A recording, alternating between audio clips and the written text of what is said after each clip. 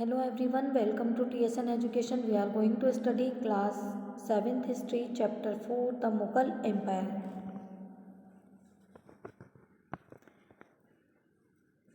Ruling as a large territory as the Indian subcontinent with such a diversity of people and culture was an extremely difficult task for any ruler to accomplish in the Middle Ages. The Mughal empire Mughal साम्राज्य middle age में किसी भी ruler के लिए Indian subcontinent जैसे large territory पर जहाँ के पीपल और कल्चर में डाइवर्सिटी देखने को मिलती है, विविधता देखने को मिलती है, ऐसी जगह पर रूल करना डिफ़िकल्ट टास्क था. प्रेडिसर्स Quite in contrast to their predecessors, the Mughals created an empire and accomplished what had hitherto seemed possible for only short period of time. Mughals ने अपने शॉर्ट पीरियड में ही इतने बड़े एम्पायर को create करके ऐसी चीज़ possible करके दिखाई थी जो कि उनके जो प्रेडिसर्स थे वे नहीं कर पाए थे. 16th century. From the latter half of the 16th century, they expanded their kingdom from Agra and Delhi. Until the 17th century, they controlled nearly all of the subcontinent. They imposed a structure of administration and ideas of governance that outlasted their rule, leaving a political legacy that succeeding rulers of the subcontinent could not ignore. Today, the Prime Minister of India addressed the nation of Independence Day from the ramparts of the Red Fort in Delhi, the residence of the Mughal emperors. 16th century के जो उत्तरार्ध में इन्होंने अपनी जो kingdom थी आगरा और दिल्ली तक एक्सटेंड की थी. Until the 17th century 17th जो सेंचुरी तक they control nearly all of the sub continent. इन्होंने पूरे कॉन्टिनेंट को अपने अधिकार में ले लिया था.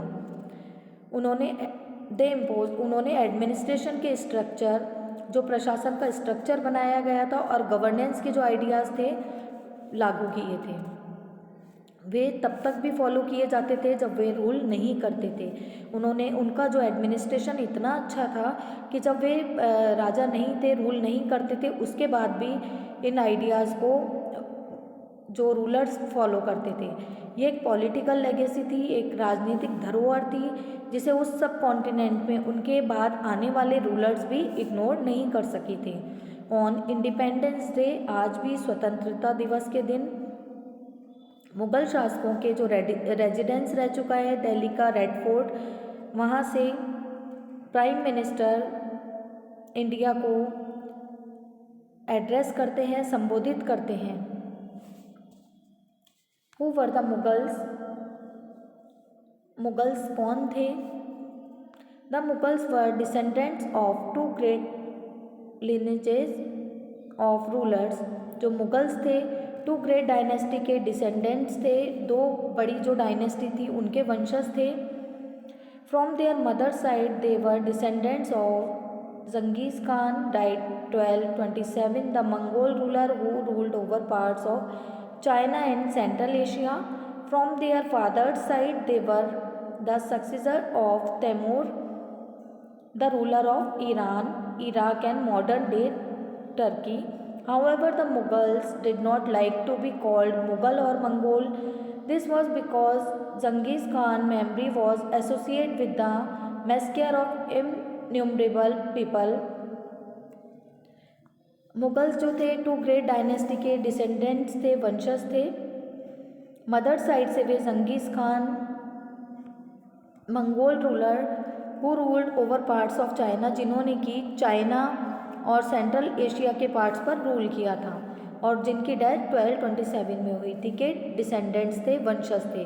फादर साइड से वे इराक, ईरान और मॉडर्न जो टर्की हैं के रूलर, जिनकी डेथ 1404 में हुई थी, तैमूर के डिसेंडेंट्स थे, तैमूर के वंशज थे. बट जो मुगल्स थे ये अपने को मुग़ल या मंगोल कहलाना इन्हें पसंद नहीं था.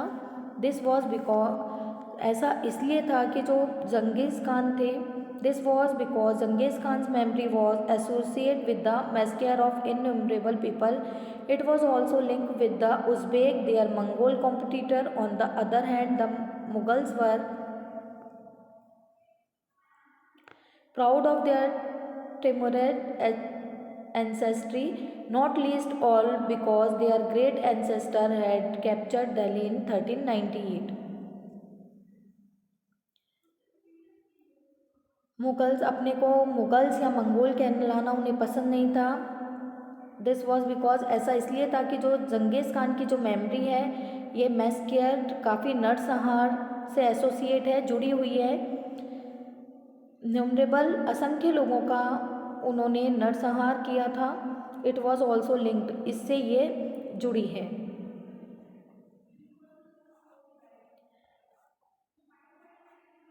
और सेकंड ये कि एक जो यही मेमोरीज उनके कॉम्पिटिटर्स जो उज़्बेक्स थे उनसे भी लिंक थी. दूसरी साइड जो मुगल्स थे तैमूर के डिसेंडेंट्स होने पर प्राउड करते थे, जो वंशज थे वे तैमूर के वंशज होने पर प्राउड करते थे. Not least all of because, ऐसा इसलिए कि उनके ग्रेट एंसेस्टर ने दिल्ली को 1398 में कैप्चर किया था. ऐसा इसलिए कि दिल्ली पर उनके जो पूर्वज थे उन्होंने दिल्ली पर अपना अधिकार किया था. ये एक मिनिएचर पेंटिंग बनाई गई है 1702 से 1712 तक. तैमूर और उनके डिसेंडेंट्स मुग़ल एम्परर्स हैं. तैमूर जो है सेंटर में है, right is on son Mirza Shah, उनके राइट में उनके सन मिर्ज़ा शाह हैं. The first Mughal emperor Babur, great great grandfather, जो कि बाबर के ग्रैंडफादर हैं. Then Abu Said, Babur's grandfather. उसके बाद बाबर के grandfather. To the left of Timur, Timur के लेफ्ट में सुल्तान मोहम्मद मिर्ज़ा, बाबर के great grandfather. And Umar Sheikh, Babur के जो फादर थे. The Mughal emperors Babar, Akbar, Shah Jahan are the third position पर.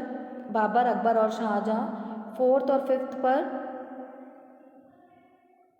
In the same order are Humayun, Jahangir and Aurangzeb. इसी तरह से हुमायूं, जहांगीर और औरंगज़ेब भी. एक पेंटिंग बनाई गई है जो कि उनके पूरी वंशावली बताती है.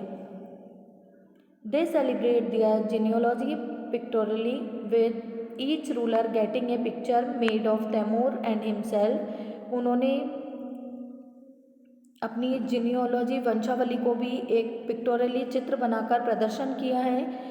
ईच रूलर ने तैमूर के साथ एक पिक्चर बनवाई थी जो कि उनकी तैमूर की ग्रुप फोटोग्राफ है. Mughal military campaigns. Babur the first Mughal emperor 1526 to 1530 succeeded the throne of Fergana in 1494 when he was only 12 years old. Babur first Mughal emperor थे 1526 से 1530 तक. उन्होंने फरगना थ्रोन को, उन्हें फरगना की जो गद्दी का राज्य उत्तराधिकार के रूप में मिला था जबकि वे केवल 12 ईयर्स के थे. He was forced to leave his ancestral throne due to the invention of another Mongol group. उन्हें अनदर मंगोल ग्रुप के इन्वेंशंस, आक्रमण के कारण जो एंसेस्ट्रल थ्रोन था, पैतृक जो उनकी गद्दी थी, उसे छोड़ना पड़ा था. After years of wandering he seized Kabul in 1504.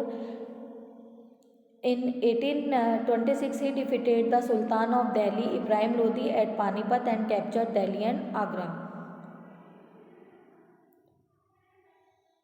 कई सालों बाद 1504 में काबुल को उन्होंने सीज्ड किया, काबुल को अपने अधिकार में ले लिया. इन 1526 ही डिफीटेड,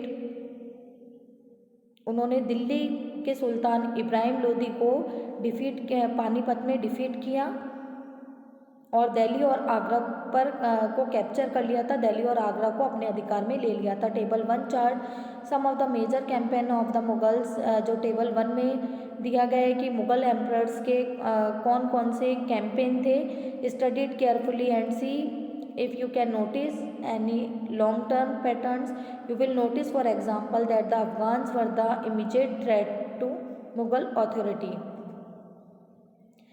इसे केयरफुली स्टडी करो, नोटिस करेंगे कि जो कोई लॉन्ग पैटर्न यहाँ दिया है एग्जाम्पल के लिए, अफ़गान मुग़ल अथॉरिटी के लिए इमीडिएट एक तत्कालिक खतरा थे, अफ़गान जो थे मुग़ल अथॉरिटी के लिए खतरा थे.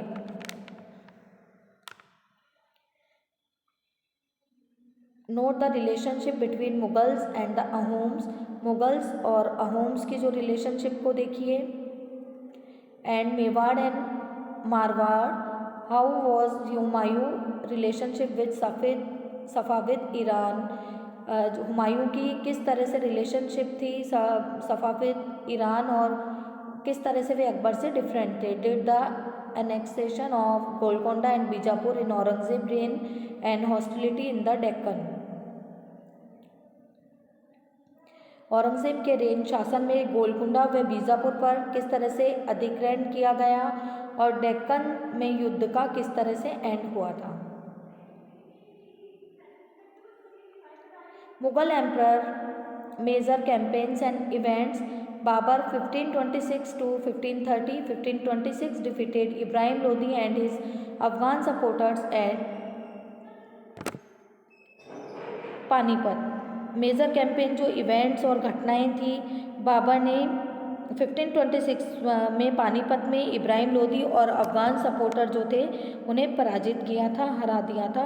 1527 में खानवा में राणा सांगा और Rajput rulers and allies of Khanwa.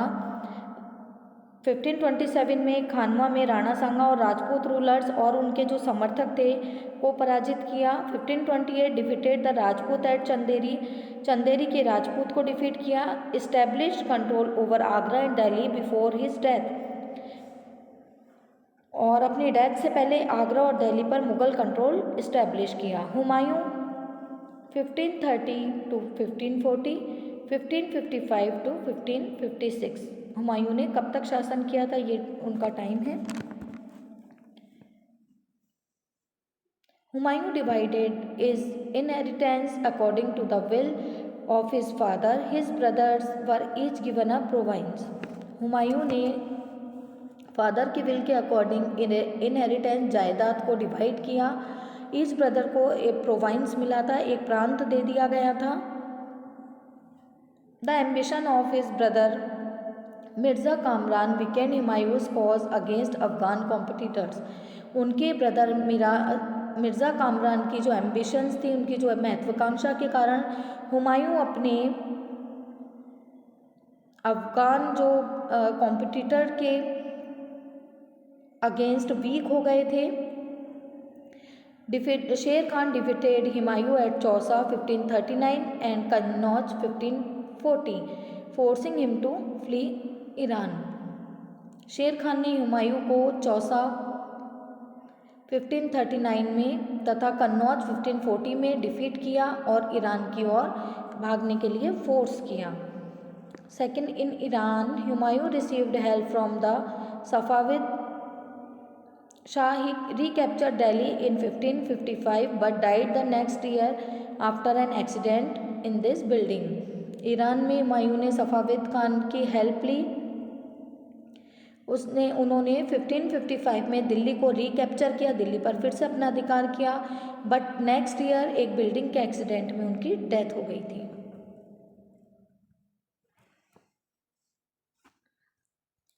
Akbar was 13 years old when he became emperor. His reign can be divided into 3 periods.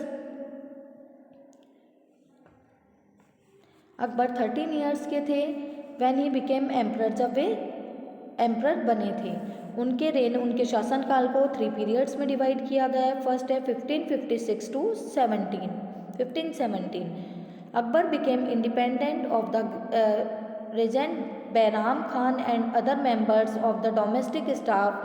Military campaigns were launched against the Suris and other Afghans against the neighboring kingdoms of Malwa and Gondwana, and to suppress the revolt of his half brother Mirza Hakim and the Uzbek. In 1568 the Sisodia capital of Chittor was seized and in 1569 Ranthambore.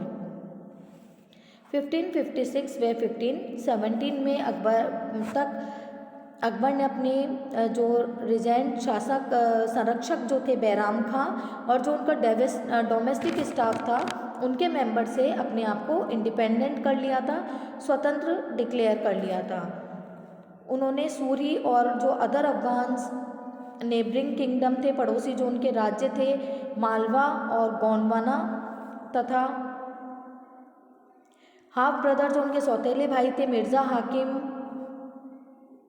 के जो revolt को विद्रोह को दबाने के लिए revolt को suppress करने के लिए दबाने के लिए मिलिट्री कैंपेन लॉन्च किए। 1568 में सिसोदिया की जो कैपिटल थी चित्तौड़ वह 1569 में रणथंभौर को सीज्ड कर दिया गया, उन पर भी उन्होंने कब्जा कर लिया था।